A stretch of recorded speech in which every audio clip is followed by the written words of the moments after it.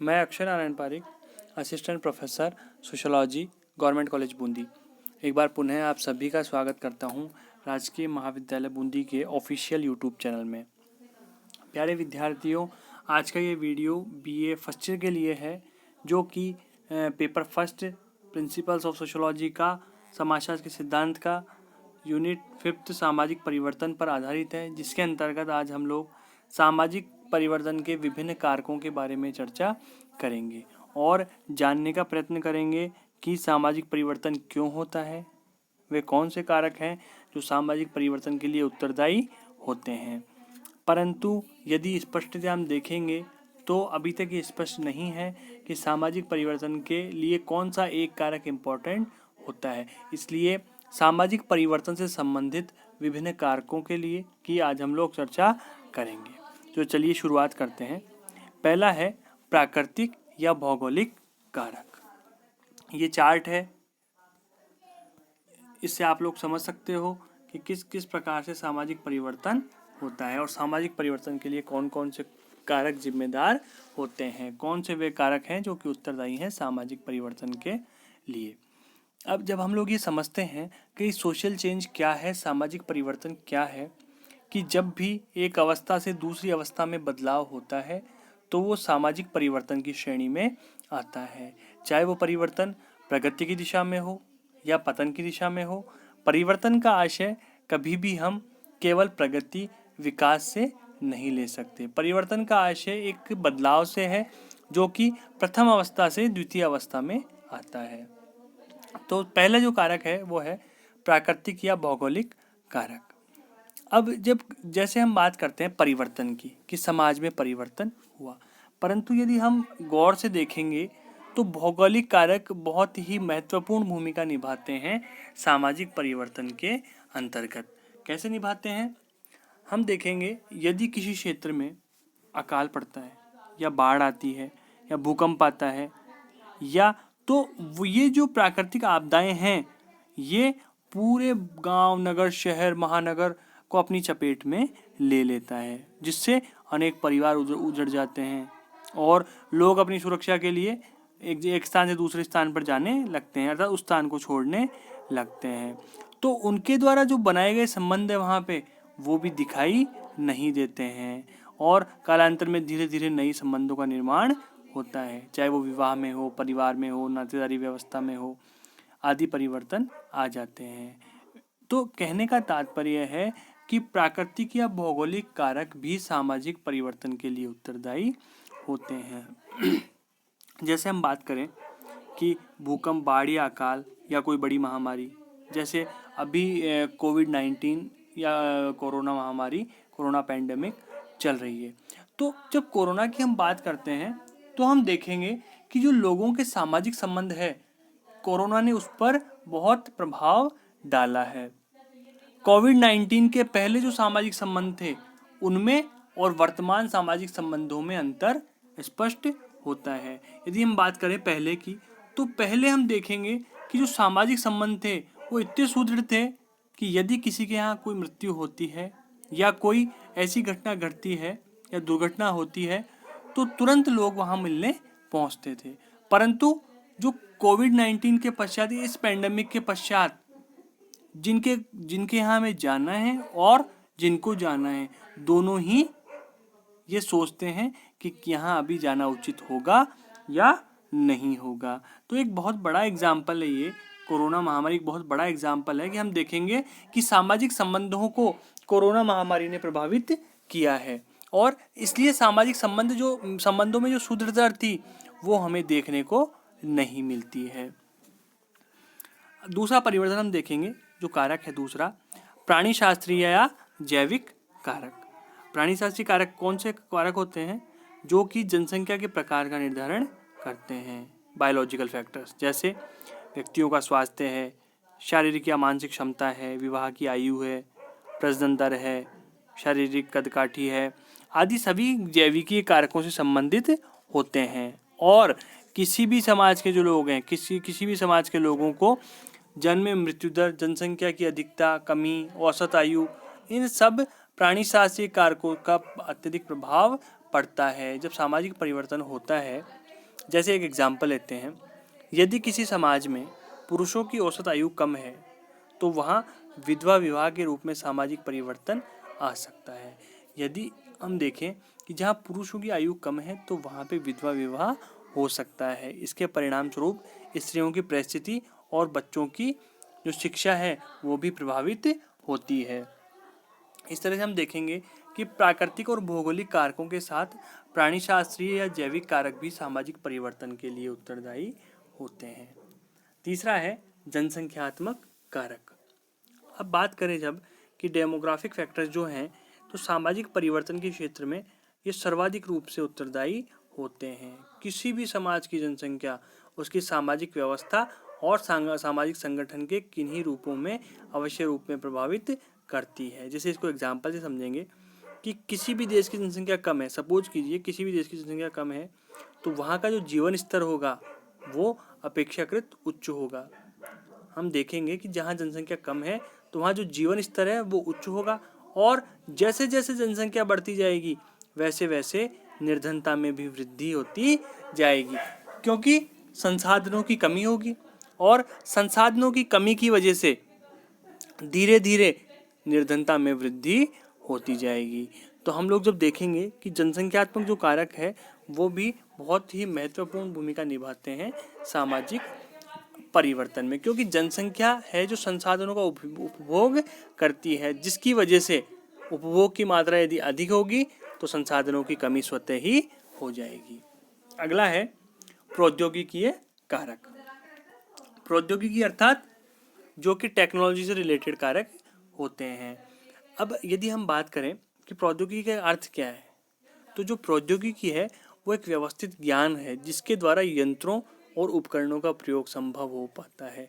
मतलब जहाँ भी यंत्रों का या तकनीक की हम बात करते हैं वो प्रौद्योगिकी से संबंधित होती है, और जो प्रौद्योगिकी का समाज पर प्रभाव है वो अत्यधिक प्रभाव पड़ता है। जैसे जैसे तकनीकी साधनों की संसाधनों की अधिकता होगी वैसे वैसे समाज में क्या होगा, समाज में व्यक्तिवादिता बढ़ेगी, सामुदायिक जीवन का ह्रास होगा, आवास का अभाव होगा, लिंग अनुपात में असमानता होगी, तो ये संघर्ष और प्रतिस्पर्धा बढ़ेगी। ये सभी कारक हैं जो कि प्रौद्योगिकी के कारण समाज को प्रभावित करते हैं। लोगों के जो पारिवारिक जीवन है उस पर प्रभाव पड़ेगा, संयुक्त परिवार का विघटन होगा, तो ये रोजगार में स्त्रियों की वृद्धि होगी।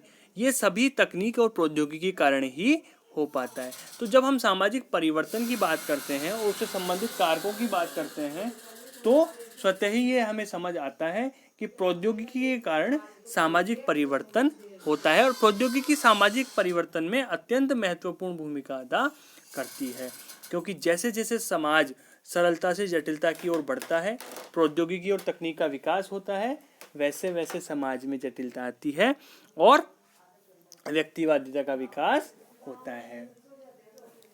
इसके बाद में आता है प्रौद्योगिकी के बाद में सांस्कृतिक कारक। जो सामाजिक परिवर्तन है उसका एक महत्वपूर्ण कारक सांस्कृतिक कारक भी होता है।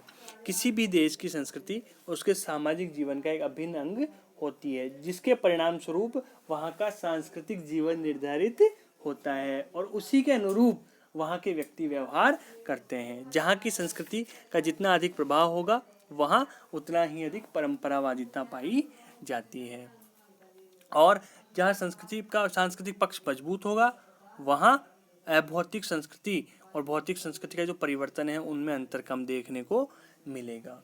तो जब हम आगमन का सांस्कृतिक विलंबना पढ़ेंगे तो इसको विस्तृत रूप से पढ़ेंगे कि किस प्रकार से समाज में संस्कृति के द्वारा परिवर्तन होता है या सांस्कृतिक परिवर्तन होता है। अगला है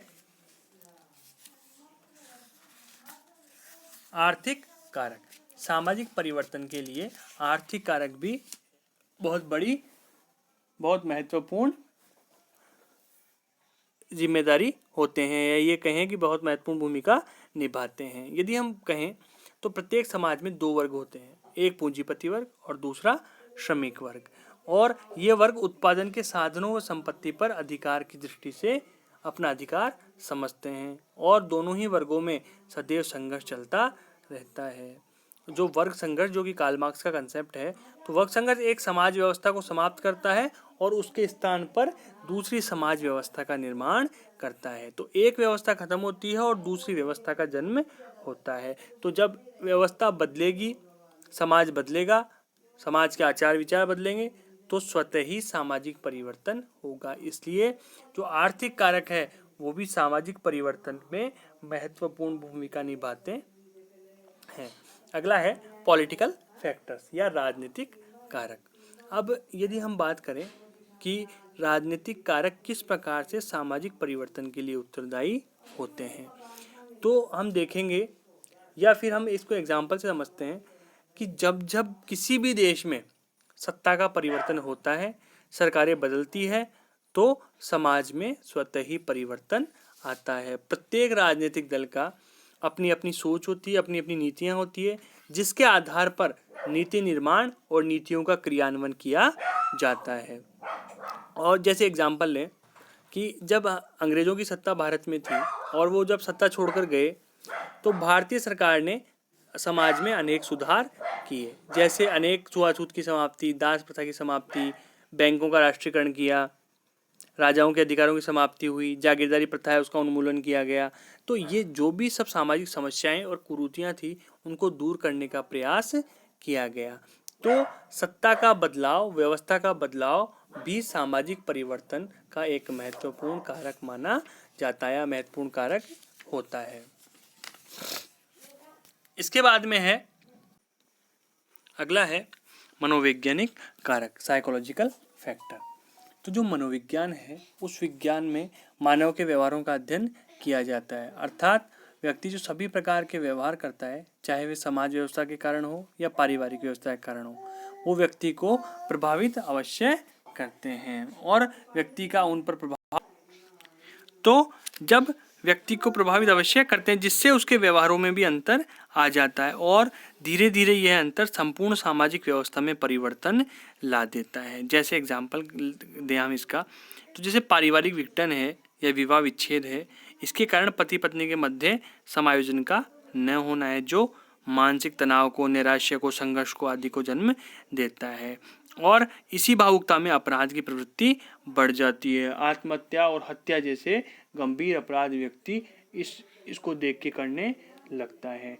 तो मनोवैज्ञानिक कारक भी बहुत महत्वपूर्ण भूमिका निभाते हैं सामाजिक परिवर्तनों में, कि जब मनोवैज्ञानिक रूप से या मानसिक रूप से व्यक्ति परेशान होगा, तनाव में होगा, निराशा में होगा, तो स्वतः ही वो अपराध की ओर प्रवृत्त हो जाएगा, उसकी आपराधिक प्रवृत्ति स्वतः ही बन जाएगी। अगला है वैचारिक कारक, मतलब आइडियोलॉजिकल फैक्टर। अब विचारधाराएं जो है वो भी सामाजिक परिवर्तन के लिए उत्तरदायी होती है। जैसे किसी समस्या के हल के लिए विद्वान अपने विचार प्रस्तुत करते हैं, जिसके विचार मान्य हो जाते हैं, वे सामाजिक संरचना में परिवर्तन ले आते हैं। जैसे विचारों में परिवर्तन आने से प्रथाएं, कानून, रीति रिवाज भी परिवर्तित हो जाते हैं। तो हम बात करें, एग्जाम्पल लें, तो एक विचारधारा को मानने वाला दल जब सत्ता में आता है, तो वह अपने अनुसार समाज में अनेक परिवर्तन करता है। अर्थात जब विचारधारा में परिवर्तन होता है, तो उसके परिणाम स्वरूप समाज में भी परिवर्तन होता है। अगला है महान लोगों की भूमिका। महान लोगों की भूमिका से आशय है जो महापुरुष हुए हैं या समाज में महापुरुषों का जो योगदान है, उनके द्वारा भी समाज में क्रांतियां होती है, आंदोलन होते हैं, और ये आंदोलन, क्रांतियां किसी न किसी महापुरुष के दिमाग की उपज होते हैं। चाहे वो विधवा विवाह की बात करें, सती प्रथा निवारण की बात करें, पर्दा प्रथा की बात करें, तो ये सारी जो बुराइयां हैं वो हमारे महापुरुषों के द्वारा, उनके प्रयत्नों के द्वारा, चाहे स्वामी विवेकानंद की बात करें, ईश्वरचंद्र विद्यासागर की बात करें, रामकृष्ण परमहंस की बात करें, दयानंद सरस्वती की बात करें, सभी ने मिलकर समाज को एक नई दिशा देने का प्रयत्न किया। समाज में जो कुरीतियाँ थी, समाज में जो बुराइयाँ थी, उनको दूर करने का प्रयत्न किया और जिसके परिणाम स्वरूप स्वतः ही समाज में परिवर्तन हुए। अगला है शैक्षिक कारक, एजुकेशनल फैक्टर। तो यदि हम देखें तो जो शिक्षा है वो सामाजिक परिवर्तन का एक प्रमुख संयंत्र माना जाता है। शिक्षा के कारण योजनाबद्ध सामाजिक परिवर्तन की गति धीमी या अवरुद्ध भी हो सकती है, और यदि शैक्षणिक रूप से साउंड है या शैक्षणिक रूप से मजबूत है कोई भी देश या समाज, तो स्वतः ही सामाजिक परिवर्तन की गति तीव्र हो सकती है और सकारात्मक एवं जो प्रगति की दिशा में परिवर्तन होता है वो आ सकता है। तो ये सभी कारक थे जो सामाजिक परिवर्तन के लिए उत्तरदायी थे, और नेक्स्ट वीडियो में हम लोग अन्य मुद्दों की बात करेंगे। धन्यवाद।